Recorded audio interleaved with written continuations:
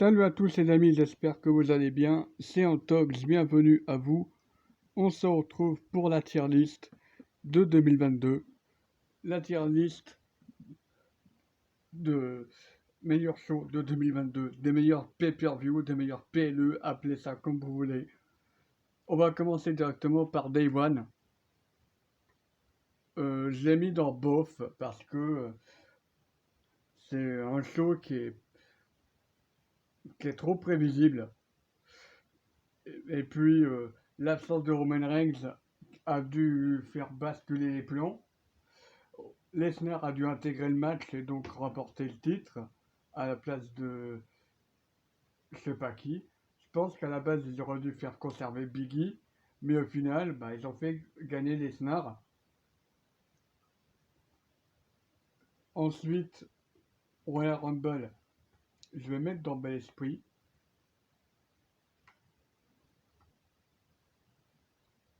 Ensuite, par rapport à Day One, il y a aussi le match par équipe qui était pas mal, ainsi que Edge contre le Miz, c'était pas mal aussi. Il y a eu quoi d'autre comme bon match pour Day One? Becky Lynch contre Lee Morgan, c'était un bon match aussi. Royal Rumble, je l'ai mis dans Bel Esprit. L'entrée de Rollins est incroyable. Le match entre Reigns et Rollins est incroyable aussi. Pour moi, c'est le meilleur match de la soirée. Lesnar contre Bobby Lashley. Alors, j'ai bien aimé le match. Reigns qui est intervenu à la fin pour coûter le match à Lesnar. Et donc, Lashley champion. Ok, pourquoi pas. Ensuite, le retour à quand même de Ronda Rousey. Avec Ronda Rousey qui remporte le match. Et ensuite, la victoire prévisible de Brock Lesnar. Parce que je pense qu'ils ont dû bricoler par rapport à Day One. Je pense qu'ils se sont rattrapés. Et je pense qu'à la base, ça aurait dû être Lashley qui remporte le match à Day One. Et je pense que Reigns aurait dû conserver contre Lesnar. Et au final, ils se sont retrouvés avec un booking d'unification des titres. Et du coup, ce qui fait que Chamber, c'est dans Buff, parce que tout est prévisible. Toute la carte de WrestleMania est prévisible à partir de Chamber.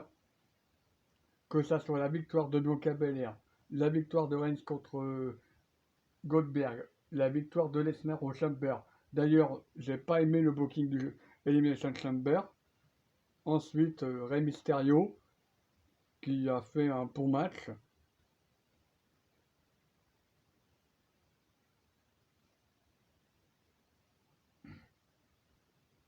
Et il y a eu quoi d'autre? Je pense que le booking du match de la victoire de Lesnar qui est à critiquer. Déjà, Bobby Lashley qui se fait éliminer bêtement. Genre, il est éliminé par forfait suite à une powerbomb de Rollins sur AJ Styles, il me semble. Ensuite, Lesnar qui élimine tout le monde, à savoir Seth Rollins, AJ Styles, Matt Riddle et Austin Theory en un claquement de doigts. J'aurais préféré un peu plus de suspense dans le booking, même si on savait que Lesnar allait gagner. Mais bon, WrestleMania, je le mets dans le GOAT par pas mal de raisons.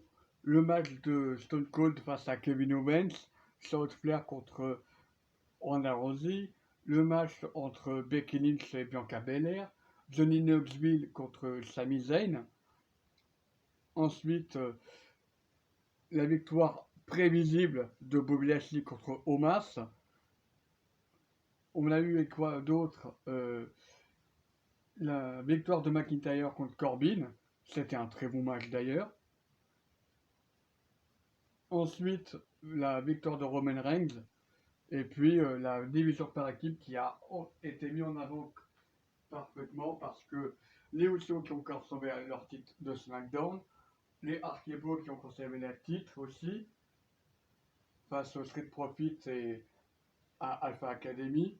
Puis, du côté des femmes, la division par équipe féminine a été bien traitée avec les Morgan, Rhea Ripley, ainsi que Sasha Banks, Naomi, les futures championnes, Carmella ainsi que Queen Zelina, qui est devenue par la suite Zelina Vega en rejoignant Legado des Fantasmas. Et je pense que c'est tout par rapport à WrestleMania. Allez, peut-être le beau match de Pat McAfee face à Austin Theory, qui était pas mal aussi. Mais sinon, globalement, c'était un très beau WrestleMania. Ça faisait longtemps qu'il n'y avait pas eu un WrestleMania aussi bon.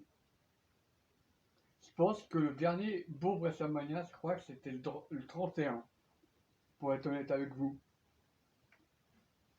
Ensuite, WrestleMania Backlash, je mets dans Bel Esprit, parce qu'on a le droit au match retour de Priest, de Edge Styles Edge. C'était un très bon match, la WrestleMania, mais j'ai préféré celui de WrestleMania Backlash. Et aussi le 3 contre 3 avec McIntyre, avec les Archibald face aux Uso et Roman Reigns, toute la Bloodline quoi. D'ailleurs, c'était quoi? Il y avait une semaine ou deux auparavant, il y avait Paris-Bercy qui est passé par là. Et je pense que c'est par rapport à ça que je me suis pas l'esprit, parce que j'ai adoré le show à Paris-Bercy. D'ailleurs, si vous n'avez pas vu le vlog, je vous invite à le voir sur ma chaîne principale.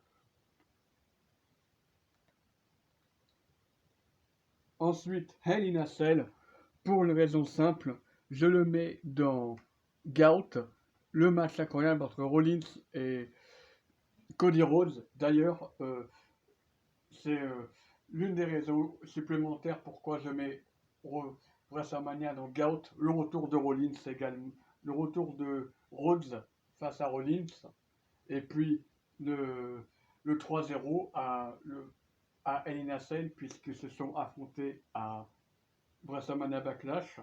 Ensuite, il y a le 3 contre l'ascension du Judgment Day avec Balor, Edge Styles ainsi que Lee Morgan qui a affronté Edge, Damien Priest et Rhea Ripley. Entre-temps, Damien Priest et Rhea Ripley ont trahi Edge. Entre-temps, il y a eu ça. Et ensuite, s'en est suivi une rivalité avec les Mysterio. Ensuite, Money in the Bank, je le mets dans Bel Esprit. Il y a des matchs qui étaient prévisibles, mais la qualité de ring était au rendez-vous. Par contre, le casting de Lee Morgan, c'était un bon moment, tout comme Alors, la victoire de Theory est discutable, parce qu'il n'a pas participé au match, il l'a fait une Brock Lesnar 2019, mais bon. Il est protégé par le fait que ça soit il y a une storyline autour de Vince McMahon. Et d'ailleurs, à cette période, Vince McMahon était dans les scandales. C'était donc le dernier show de Vince McMahon. Les scandales suivants sont le fait que Vince McMahon a eu des relations avec des femmes, des employés de la WWE. En échange de leur silence, il y a eu de l'argent également. Voilà, je tenais à signaler que c'était le dernier pay-per-view de Vince McMahon, Money in the Bank. Et ensuite, on a le droit au premier pay-per-view de l'ère Triple H. Et là, je mets dans Gout. Tous les matchs étaient bons, de A à Z, mais on va surtout retenir le match incroyable de Lesnar et Roman Reigns, le retour de Bianca Belair la victoire de Bianca Belair contre Becky, avec le retour de Bayley accompagné de Damage Control, à savoir Ivy Sky et Dakota Kai. On va surtout retenir ça. Ensuite, Clash at the Castle, je mets dans Gout. Toute la carte était bonne. Gunther contre Sheamus. Le 3 contre 3 avec la team Bianca contre la team Bayley. Ensuite, Liv Morgan contre Shayna Baszler. C'était un match prévisible parce que Liv Morgan était à son prime à ce moment-là. Donc, victoire de Liv Morgan. On a eu le droit à, comme je vous l'ai dit, à la victoire de Gunther. On a eu le droit à Edge et Mysterio face à Damon Priest et Finn Balor. Comme je vous ai dit, Finn Balor a rejoint le Judgment Day. Ensuite, on a eu le droit à Extreme Rules avec la fin de Judgment, pas la fin de Judgment Day, mais voilà le premier match, le retour de Bray Wyatt, surtout à Extreme Rules. Juste pour ça, on met dans Gout. Et l'apparition de Bray Wyatt à Conjoul. Ensuite, par rapport à Conjoul, je mets dans Bel Esprit. Alors, c'est un bon show. C'était un bon show. Lesnar contre Bobby Lashley, la fin est discutable. La fin, ensuite, on a eu le droit que ça soit à SummerSlam, à WrestleMania et à Conjoul, l'apparition de Logan Paul dans les 3 shows. Et le match entre Logan Paul et Roman Reigns, c'est mon match préféré de Logan Paul, pour être honnête avec vous.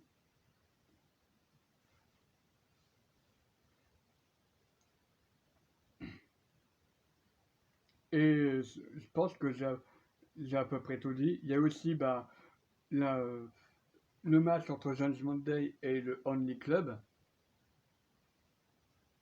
Le retour de Karl Anderson et Luke Gallows. D'ailleurs, il y a eu également le retour de Karl Cross qui a confronté à 2 reprises McIntyre à Extreme Rules et Conjoul. Il y a eu Braun Strowman qui a fait son retour entre-temps. Il a confronté Omas dans un match Giant contre Giant à Conjoul. Il a même battu Omas. Et ensuite, le dernier show, je mets Survivor Series dans Gout aussi. Survivor Series War Games. Déjà, le premier point, c'est la redéfinition de Survivor Series. Le fait que ça soit plus des matchs à élimination genre 5 contre 5 avec l'équipe de Raw et de SmackDown. Non, on est revenu comme en 2014. Genre des vraies storylines, pas une compète entre Raw et SmackDown. C'était marrant vers 2014, entre 2016 et jusqu'à 2020. À partir de 2020, c'était lassant. Fallait aller 2019, c'était bien avec l'arrivée de NXT, mais 2020-2021, c'était redondant, c'était lassant. Il fallait absolument changer le concept de Survivor Series. Alors je pense que là, ils ont mis War Games parce qu'il fallait absolument mettre les War Games au roster principal. C'était un choix de Triple H. Et c'était un gros succès monumental parce que les 2 matchs étaient bons, les War Games, féminin et masculin, étaient très bons. On peut noter la belle perte de Ronda Rousey contre Natalia. On a eu le droit à un bon match contre Shotzi, pardon. Ronda Rousey contre Shotzi, c'était pas mal. Mais Ronda Rousey a eu des problèmes pour faire ses prises. Avec Shotzi, elle botche énormément. D'où le fait que là, pour le dernier show de l'année, on donne le titre à Charlotte Flair. Je peux comprendre. Mais pour moi, j'aurais plutôt donné le titre à Raquel Gonzalez en y réfléchissant.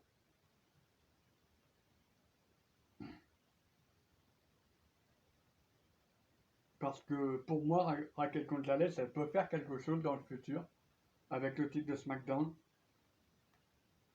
Ensuite, c'est qu'est-ce que je peux dire par rapport à Survivor Series? Le match incroyable entre Balor et AJ Styles. Un très bon match entre les deux catcheurs qui se connaissent depuis la New Japan. Ils se connaissent par cœur, donc ça a commencé lentement. Ensuite, il y a eu l'arrivée de Only Club et de Judgment Day. Et ensuite, la victoire de AJ Styles de façon clean. Puis ensuite, on a eu un énième règlement de compte entre Only Club et Judgment Day. C'était le match final pour clore cette rivalité. Et Judgment Day en sort vainqueur. Alors, sur Vince McMahon, Judgment Day, c'était... on avait peur d'une rétribution 2.0, mais Triple H a su rattraper le tout en incluant Dominic Mysterio dans le clan et ça fonctionne super bien. Voilà, c'est tout ce que j'ai à dire par rapport à Judgment Day. Et puis, le fait qu'à partir de SummerSlam jusqu'à Survivor Series, de août à... allez, de juillet à décembre, si je peux dire ça comme ça, il y a des retours incroyables comme Bray Wyatt, Strowman, Karen Cross, Top Dollar, l'équipe de NXT. Il y a aussi les débuts de Legado des Fantasma aussi au sein du roster principal. Tout ça, ça amène du vent frais et du renouveau par Tegan Nox aussi qui est en équipe avec Chelsea. Ça fait plaisir à voir. Et je pense que j'ai à peu près fait le tour par rapport aux principaux retours. Et je pense que j'ai tout dit. Merci d'avoir regardé cette série. Merci d'avoir regardé cette vidéo également. Prenez soin de vous. C'était un talk. On se retrouvera l'année prochaine.